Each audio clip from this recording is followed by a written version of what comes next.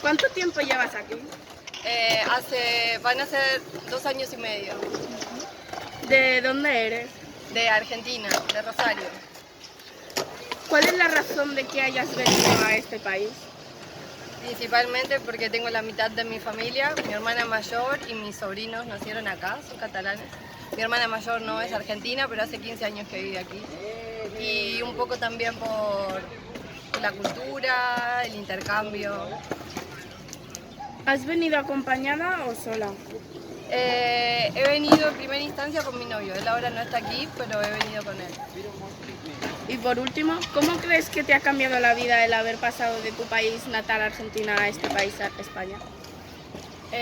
Bueno, principalmente porque he venido otras veces aquí, me he quedado varios meses, pero esta era la primera vez que venía a vivir. Los años anteriores era un poco más chica, pero ahora tengo 39 años. Y lo principal es que uno en su país se siente bastante cómodo, en el lugar donde nació conoce a todo el mundo, a veces las cosas son más simples. Y cuando llega a un lugar nuevo uno se tiene que armar de nuevo, se tiene que hacer conocer, pero es muy bueno también porque demuestra que es posible hacer estas cosas a cualquier edad también.